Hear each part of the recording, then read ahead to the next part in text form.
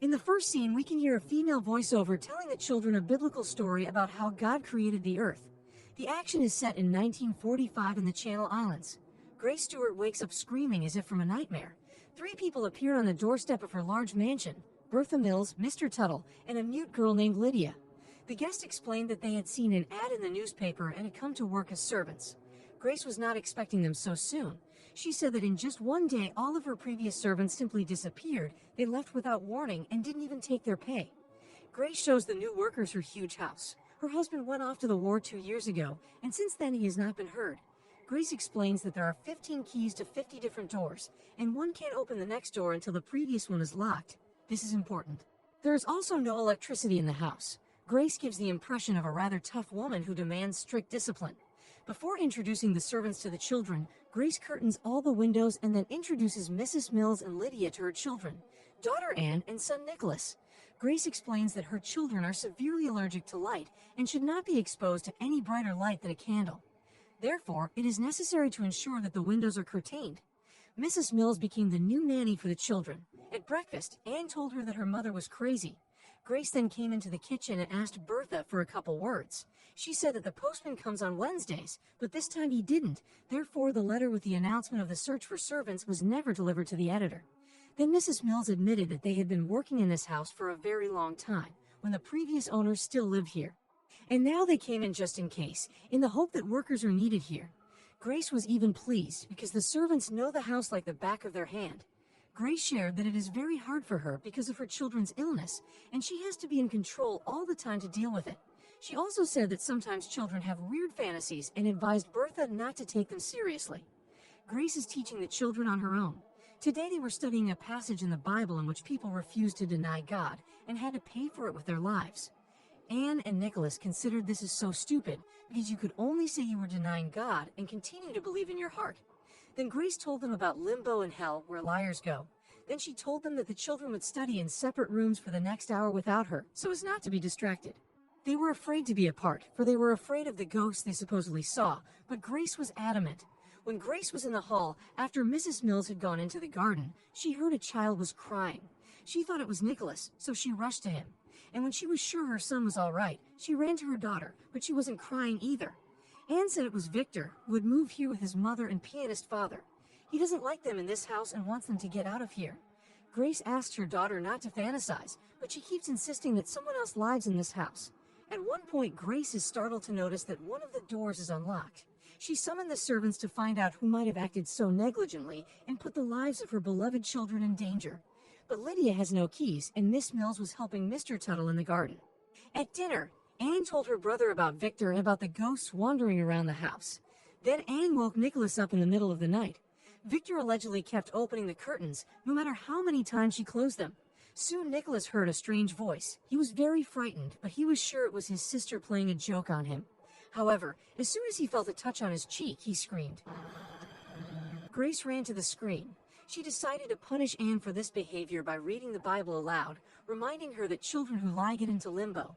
But Anne insisted that she didn't lie and was not going to apologize for something she didn't do. The punishment had already lasted for 3 days. In conversation with Mrs. Mills, Grace said that she should be next to her daughter now, but it was almost impossible to embroider in the dim light. The priest has not graced them with his presence for quite a long time, even though he knows that the children cannot leave the house. In the last few days, the picture outside the window had become very dreary because of the fog. Left alone, Grace heard strange noises from the second floor. Since all the servants were outside and the children were studying, she was frightened and decided to go to check. Anne confirmed that there were some people in the pantry, and there indeed Grace heard distinct voices and footsteps. She rushed in fear to Anne, who told her that people had come down the stairs, but it was as if they were gone. Grace gathered the servants together and told them to search the house. Since no dark corners should be left, the curtains had to be opened. Anne gave her mother a drawing of Victor, his parents, and some old woman whom Anne encountered most often and who kept asking her questions. Grace took the shotgun. She and Mr. Tuttle went their separate ways to check things out. The children remained with Mrs. Mills in the dark, unapproachable room. Nicholas thinks there are ghosts living in their house. In the attic, Grace found old photo albums from the previous owners of the house. She compared them to Anne's picture, but found no match. In the next album, she found pictures of sleeping people and asked Mrs. Mills what they meant. Bertha replied that these people were not asleep. They were posthumous photographs. It was the custom in the last century. Grace was horrified because there were both baby pictures and group pictures. She asked Mrs. Mills to get rid of the album.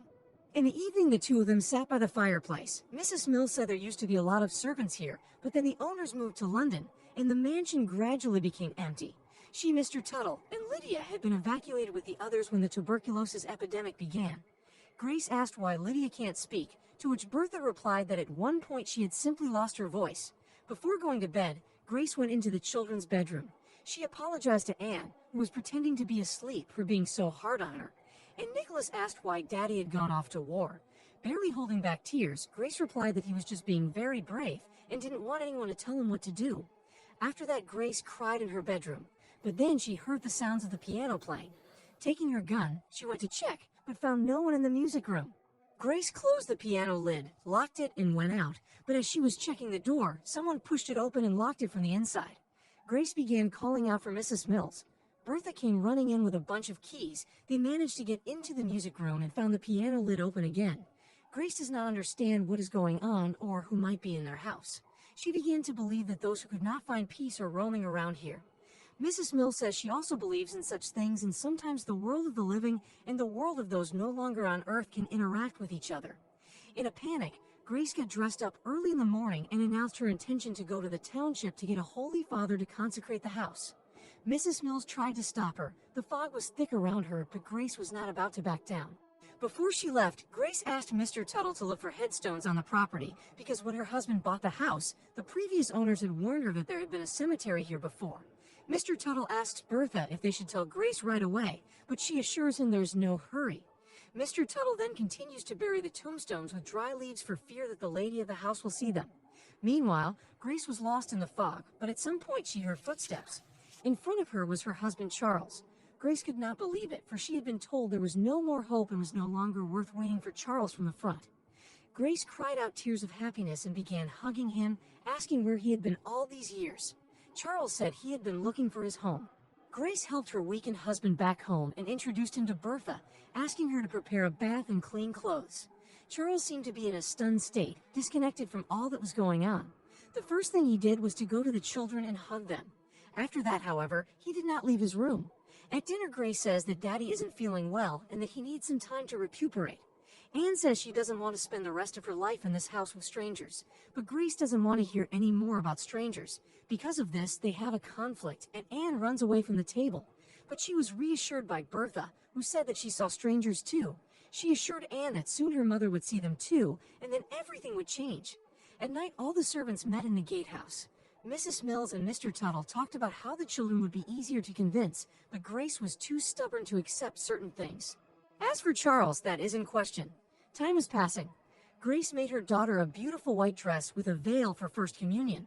Anne asked permission to wear the outfit for a while, so Grace left her alone in the room while she went to Charles. While Anne played, Grace was with her husband, but he was still unresponsive to anything and eating nothing. Grace felt powerless, and left alone, she cried. And when she went in to see her daughter, she saw an old woman in her place, speaking Anne's voice. With screams, Grace pounced on her, but when she tore off her veil, she saw Anne. The daughter was so frightened that she huddled against the wall, and as soon as Bertha came in, Anne ran to her. Shortly thereafter, Grace and Mrs. Mills met in the kitchen. Grace assured her that it was not her daughter who was there, but an old woman who spoke in her daughter's voice. Bertha pulled out her migraine pills and told Grace to take a rest and trust them. Grace sensed something was wrong and asked to be left alone, then threw the pills down the sink. When Grace stayed with Charles, he asked her for an explanation. She told him everything about what had happened the night the servants had left them. Anne and Nicholas also reminisced about that very day. Anne thinks her mother went crazy again, just as she did then. Charles informed his wife that he intended to go to the front again, but Grace began to shout that she would no longer allow him to leave them. She loved Charles and was happy about it. It gave her the strength to live in the dark and locked up. But Charles couldn't. That's why he left, not because of the war, but because of them. Charles feels guilty and cries. They spent that night together. But in the morning, Grace woke up alone. She realized her husband had left them again. She peered into the fog through the bars of the gate, but then she heard Anne screaming from inside the house. When the children woke up, they realized they were in the light. Someone had removed the curtains. Grace tried to hide the children, but there were no curtains in either room. So Grace closed all the window with a slate board. She had to tell the children that their father was gone. Grace reported what had happened to the maid.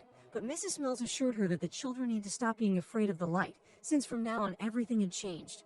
Realizing that these people were not tending to tell her anything, Grace asked them to leave the house. And when Bertha refused to give her back the keychain, Grace pointed a shotgun at her. After all, Mrs. Mills gave her the keys. When they left, Bertha said she'd run out of patience, and they went to remove the leaves and branches from the tombstones. While Grace continued to search the house, Anne decided to climb down the drain pipe through the window to find her father. Nicholas followed her. They walked through the fog, and at the same time Grace found a posthumous photograph of Bertha, Mr. Tuttle, and Lydia in the attic. They were gone in 1891, more than half a century ago. In the meantime, the children found their graves not far from the house. They realized that these people had long been dead. All three were already advancing on them, and Anne and Nicholas ran into the house. Grace tried to scare the servants away and fired shots, but it was no use. She locked the door and the children ran upstairs. Mr. Tuttle and Bertha told them that it was the others who took down all the curtains in the house. Now they live here, and they will all have to learn to coexist together. Grace can't believe in what she heard. Meanwhile, Anne and Nicholas were hiding in a closet, but a blind old woman, who turned out to be a psychic, found them. She called the children after her. Mrs. Mills told Grace that the others had made contact with the children, and that she should talk to them too. When Grace went up to the room, she found the couple in the company of the psychic and her assistant. The psychic was talking to the children and asking about what their mother had done to them.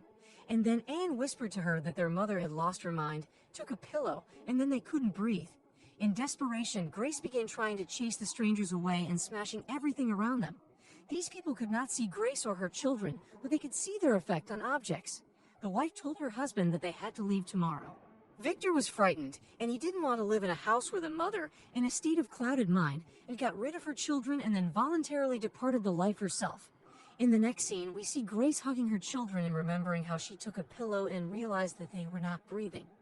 Then she pulled out her gun and pointed it at herself, but nothing happened. The next second, she heard her children laughing and decided that God had given her another chance. And now Grace doesn't know where they've gone, because it's not limbo or heaven or hell. Mrs. Mills said that Lydia asked her the same question, and she has not uttered a word since. Soon the tenants of the house would leave, but then others would show up. Grace told the children that this was their home and that no one could ever chase them away. The final shots show the viewer as Grace, Anne, and Nicholas watch Victor and his parents leave. The house is for sale.